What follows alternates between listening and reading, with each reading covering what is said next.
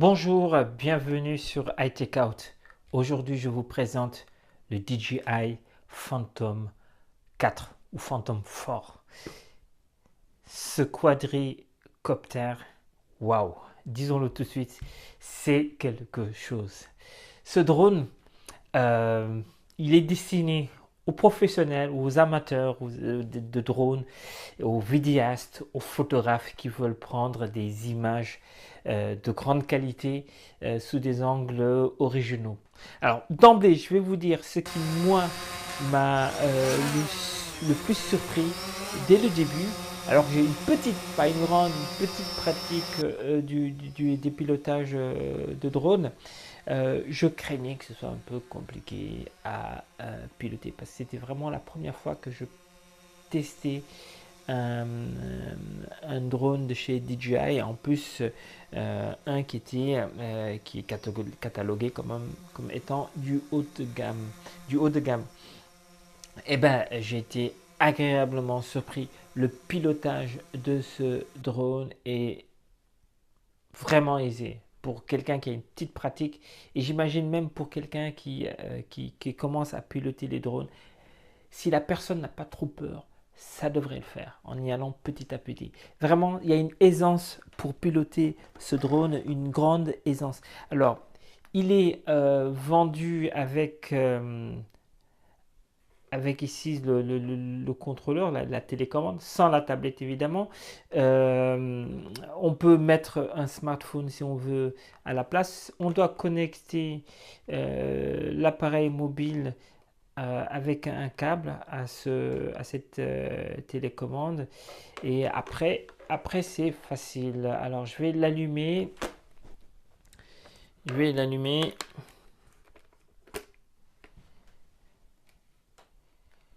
On allume en faisant ça. Il faut allumer ici. Hop, en appuyant une fois, puis plus longtemps. Hop là, allumé. Et l'appareil, me dit-on, me dit l'application est connectée. Alors l'appli c'est le DJI Go. Je vais rentrer en vue caméra. Alors l'une des caractéristiques de ce Phantom 4, the DJI Phantom 4, c'est sa caméra stabilisée.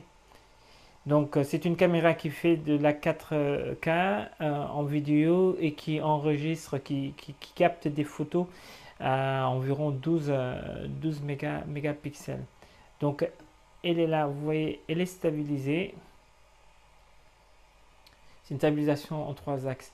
L'autre caractéristique du Phantom 4, ce sont ces capteurs-là qui sont utilisés avec l'option évitement d'obstacles, puisque c'est l'une des nouveautés de ce drone qui est conçu donc pour éviter un certain nombre d'obstacles. Je reviendrai tout à l'heure sur ce point-là.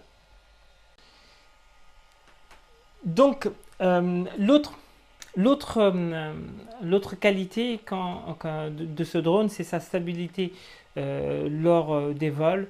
Le drone peut rester stable, c'est un plaisir, comme celui que j'ai retrouvé donc avec les Bebop. Donc stabilité à l'extérieur, c'est rassurant. Quand on laisse les manettes de commande, le drone ne bouge pas, il reste stable. Donc ça, c'est un gros point. Pour ce qui est de l'autonomie, le constructeur parle d'une autonomie de 28 minutes.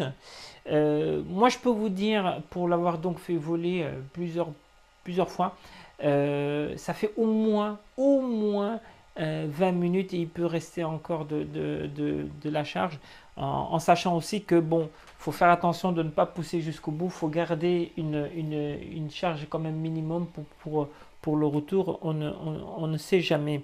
Il y a possibilité de paramétrer à quel moment, à quel niveau le drone émet une alerte de charge minimum. Par exemple, là, j'ai mis ça à 25%. On peut le mettre, il y a une alerte de batterie critique. Et dans ces cas-là, le drone, il revient tout seul lorsque il repère qu'il n'y a pas assez d'énergie. Lorsque vous voulez le pousser, ben, il va revenir tout seul au point de départ. De la même façon comme d'autres drones, dont le Parrot, si vous perdez la connexion avec votre drone, il va revenir tout seul au point de départ qu'il avait enregistré. Donc, qu'il avait enregistré. Alors, grâce à ces différents capteurs, le Phantom 4 a différents types de pilotage. Là, donc, le pilotage normal avec la télécommande, il va utiliser le GPS. Voilà, vous allez pouvoir, il va utiliser le GPS pour se localiser, revenir au point de départ si s'il ne reçoit plus de signal de la télécommande. Et évidemment, vous allez pouvoir le piloter avec la télécommande. Alors, l'une des fonctions intéressantes que j'ai pu tester, c'est l'active tracking, enfin le tracking actif. Et donc, il suffit d'identifier un sujet et le drone tout seul, lorsque le sujet va se déplacer, il va le suivre. Par exemple, là, vous allez ici le repérer. Bon, là, il me met sujet trop bas, mais une fois que, dans de bonnes conditions, notamment d'éclairage, mais je l'ai fait le test aussi au moment du crépuscule, aux environs du crépuscule, et ça marchait relativement bien. Donc si le sujet n'est pas trop bas comme ici, dans ce cas-là, il va pouvoir l'identifier et le suivre, et ça marche plutôt pas mal. Alors moi, la chose que j'ai pas pu, la chose que j'aurais aimé, c'est que on puisse faire cela avec un smartphone, pas une tablette, un smartphone, déposer la télécommande quelque part et pouvoir faire du vélo. Parce que j'ai fait le test à vélo, mais j'étais contraint d'avoir la télécommande, et donc que le drone puisse suivre quelqu'un qui est à vélo, qui veut se filmer sans l'assistance d'autres personnes. Il y a d'autres modes de pilotage. Le tap fly que j'ai peu utilisé, mais qui consiste sur une carte à taper, à indiquer sur une carte là où le drone doit partir, à l'altitude, et il s'en va tout seul. Il faut faire très attention à ce mode, parce qu'il peut se retrouver à aller très loin, plus loin que ce qu'on peut imaginer visualiser sur une carte. Il y a aussi, donc, en plus du tap fly, de l'active track, de la commande normale, habituelle, l'intelligente. Là, il combine plusieurs, à la fois le GPS, à la fois les informations visuelles pour faire pour suivre, pour vous suivre. Voilà. En tout cas, celui qui m'a le plus convaincu, c'est quand même l'active track. J'ai fait un test sur la fonction évitement d'obstacles de ce DJI Phantom 4. Alors, il faut savoir une chose, c'est que globalement, lorsque l'obstacle est assez massif, assez important, il arrive à l'éviter. Mais lorsqu'il s'agit de branches d'arbres, et j'ai fait l'expérience, et là il peut foncer dedans, il peut ne pas le repérer, et donc il faut faire attention.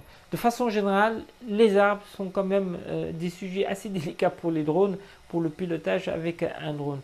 Donc j'ai pas fait l'expérience avec un câble électrique, mais j'imagine que les câbles des poteaux, des très grands poteaux, je me demande si le drone peut repérer ça. Évidemment, j'ai pas fait le test, ce test-là.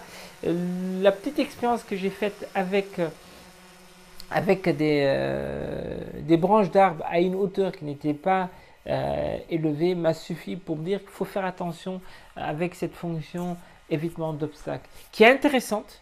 Je pense que pour les gros obstacles, ce sera vraiment utile, mais il faut savoir identifier les conditions dans lesquelles on veut utiliser cette fonction-là, l'environnement. Donc il y a certains obstacles, c'est sûr, le drone ne pourra pas les repérer assez efficacement. Venons-en à un point qui m'intéresse particulièrement, c'est les prises de vue. C'est aussi la qualité de la prise de vue. Alors, il faut savoir une chose qui est très très très bien, c'est que, et c'est pour ça que je dis que le drone c'est intéressant lorsque l'on veut prendre des images. Ce que je trouve très intéressant, par exemple, pour la photo, c'est quand même la possibilité de choisir là, par exemple, en manuel, de choisir la sensibilité, hein, l'ISO, de choisir la vitesse. Alors, c'est un mode semi-automatique, hein, pas complètement manuel, puisque normalement en manuel on aurait et la vitesse et l'ouverture, mais c'est déjà bien de l'avoir là. En automatique, évidemment, c'est lui qui va gérer tout seul cela, mais il y a la possibilité, regardez, grâce ici à cette roue dentée, il y a la possibilité donc de corriger l'exposition. Donc qu'on soit en photo ou en vidéo. Là aussi, en vidéo, on va pouvoir modifier l'exposition. Donc ça c'est intéressant et ça se fait assez facilement. Alors, je vais juste revenir sur l'ISO, la vitesse. Voilà, je vais mettre quand même 30. Voilà, je reviens en vidéo. Pour ce qui est de la vidéo, les réglages, bon, on peut aller jusqu'à de la 4K, 4K 30 images par seconde. Vous savez que la 4K en télé, normalement, c'est 60 images par seconde. Mais là, c'est 30 images par seconde. Alors, pour ce qui est du résultat, de la qualité des photos, les photos sont vraiment bonnes, satisfaisantes. Pour le photographe qui veut changer de prise de vue, faire des prises de vue aériennes, je pense qu'il sera satisfait du résultat. En tout cas, moi j'ai été satisfait du résultat. Il y a la possibilité de changer le format, soit en 16 neuvième, soit en 4 tiers. Alors dommage qu'on ne puisse pas faire du 2 tiers. Et c'est d'autant plus regrettable que ce DJI Phantom Force s'adresse en grande partie à des professionnels, notamment des photographes. Alors, ça aurait été bien de pouvoir rajouter, par exemple, un reportage dans une région, un lieu, rajouter aux photos qui sont déjà prises avec un réflexe, en général au format 2 tiers, de rajouter des photos aériennes prises avec le drone au même format, au format de 2 tiers. Donc, c'est dommage qu'il n'y ait pas cette option-là au niveau des réglages de la prise de vue. Évidemment, il y a d'autres réglages tels que la balance des blancs, quoi.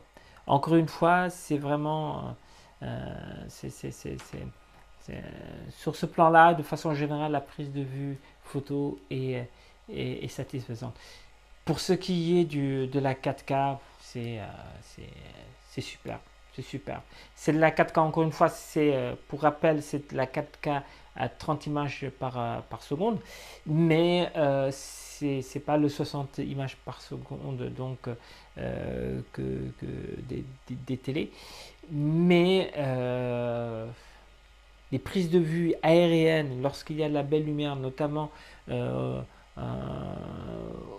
au moment du crépuscule, superbe, c'est sublime. Il n'y a rien à dire, il faut le voir, c'est sublime. Alors l'enregistrement se fait ici avec une carte micro SD qu'on insère dans le lecteur. Ici il y a une prise micro USB. Voilà. En conclusion, quoi penser de ce DJI Phantom 4? Eh bien, dès le début, je vous l'ai dit, j'ai été bluffé par cet appareil qui est facile de pilotage. C'est une réussite au niveau de la télécommande qui est ergonomique dans l'ensemble, vraiment. Sinon, pilotage aisé, stabilisation, les fonctions de tracking, de suivi de sujet, c'est satisfaisant. Il faut faire attention avec le mode évitement d'obstacles, notamment faut étudier suffisamment bien son environnement, faire attention aux branches d'arbres. Comme je l'ai vu, il ne pourra pas éviter certains obstacles, tels que certaines branches d'arbres ou même des touffes. Il peut ne pas les repérer, mais sinon sur des objets plus massifs, cette fonction peut être utile. Donc faudra faire des progrès au niveau de cette fonction quand même. Sinon, la qualité de prise de vue pour les amateurs, les professionnels de prise de vue, la qualité autant photo et surtout vidéo, elle est proprement impressionnante. La qualité est très très très bonne. En 4K, c'est du bon, c'est du bon. Donc peu de défauts en fait, peu de défauts. L'autonomie, elle est bonne. Au minimum 20 minutes. J'ai trouvé vraiment peu de défauts. Ça aurait été tellement bien que ça coûte un peu moins cher. Mais voilà, c'est du matériel quand même de pro, ou en tout cas pour des amateurs qui veulent vraiment utiliser ce drone. Pas pour le plaisir juste de faire piloter un drone, mais c'est comme ça a été dit, et c'est vrai, c'est un appareil photo, c'est une caméra volante. Il faut le prendre tel quel. Et là où ils ont réussi avec cet appareil, c'est de faire donc ce pilotage qui est facile, qui permet de se concentrer davantage sur les prises de vue qu'on doit faire que sur le pilotage lui-même, quoi. Voilà. Donc, je vous remercie d'avoir regardé cette vidéo de présentation du DJI Phantom 4. Portez-vous bien. Au revoir.